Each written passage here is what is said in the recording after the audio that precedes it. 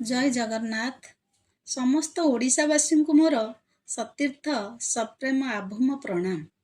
ମୁଁ ମିନତୀ ସାମନ୍ତରାୟ, ପୁରୀ ଜିଲ୍ଲା କଣାସ ସରକାରୀ ଉଚ୍ଚ ବିଦ୍ୟାଳୟର ସହଶିକ୍ଷୟିତ୍ରୀ ଏବଂ ଜଣେ ଛୋଟ ଲେଖିକାଟିଏ ମଧ୍ୟ। 2023 ମସିହା ଅକ୍ଟୋବର 28 ତାରିଖ ପବିତ୍ର କୁମାର ପୂର୍ଣ୍ଣିମା ଅବସରରେ ମୋ ଦ୍ୱାରା ଲିଖିତ ପତ୍ରଗୋଟାଳିରୁ ସାଂସଦ ଆମ ପ୍ରିୟ ଅଚ୍ୟୁତ ସାମନ୍ତ ଜୀବନୀମୂଳକ ପୁସ୍ତକଟି ସେହି ମହାଶୟଙ୍କ କରକମଳରେ ଗୀତଗୋବିନ୍ଦ ସଦନ ଭୁବନେଶ୍ୱରଠାରେ ଅର୍ପଣ କରାଯାଇଥିଲା। ଦିବା 10:30 ଘଟିକା ବିଶ୍ୱମୁକ୍ତିର ଶାରଦୀୟ ବନ୍ଧୁମିଳନ ଉତ୍ସବ ଆୟୋଜିତ ହୋଇଥିଲା।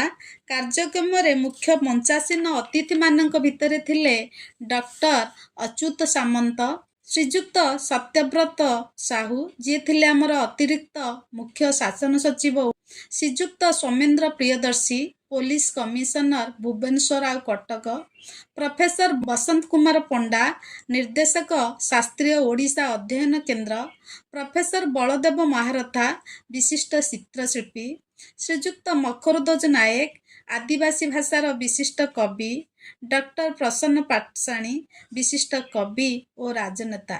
ଏହି ପ୍ରମୁଖ ଅତିଥିମାନଙ୍କ ଦ୍ୱାରା ମଞ୍ଚଟି ସୁନ୍ଦର ଭାବରେ ମଣ୍ଡିତ ହୋଇଥିଲା। ତାହା ସହିତ ଅନେକ ଗୁଣୀ, ବିଜ୍ଞ ତଥା ରାଜନୀତିଜ୍ଞ ଏବଂ ସମ୍ମାନସ୍ପଦ ବ୍ୟକ୍ତିମାନଙ୍କର ସେଠାରେ ଉପସ୍ଥିତି ହୋଇଥିଲା, ଯାହାକି ସଭାକୁ ଅତ୍ୟନ୍ତ ସରସ, ସୁନ୍ଦର ଆଉ ପରିମାର୍ଜିତ କରିଥିଲା।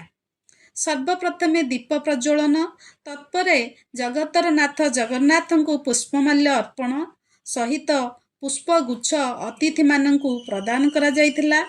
ସର୍ବପ୍ରଥମେ ବିଶ୍ୱମୁକ୍ତି ପତ୍ରିକାଟି ଉନ୍ମୋଚନ।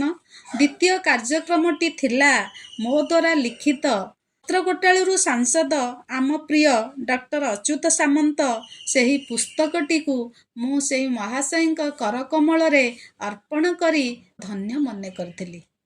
ସେହି ମହାଶୟଙ୍କ ଶୈଶବରୁ ଆଜି ପର୍ଯ୍ୟନ୍ତ ଅନେକ ଘାତ, ପ୍ରତିଘାତ, ସଂଘାତ ମଧ୍ୟରେ ନିଜର ଶିକ୍ଷା ଗ୍ରହଣ ତଥା ଅନ୍ୟ ପାଇଁ ଶିକ୍ଷା ଭଳି ଉଜ୍ଜ୍ୱଳ ପ୍ରଦୀପ ପ୍ରଜ୍ୱଳନ ଏହା ହିଁ ଏହି ପୁସ୍ତକର ଆଭିମୁଖ୍ୟ ଅଟେ।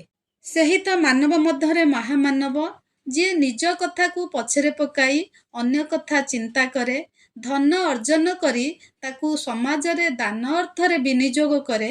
ସେହିଭଳି ଏକ ବ୍ୟକ୍ତିତ୍ୱ ମୋ ଲେଖନୀ ମୁନରେ ଆଜି ରୂପାୟିତ ହୋଇଛନ୍ତି।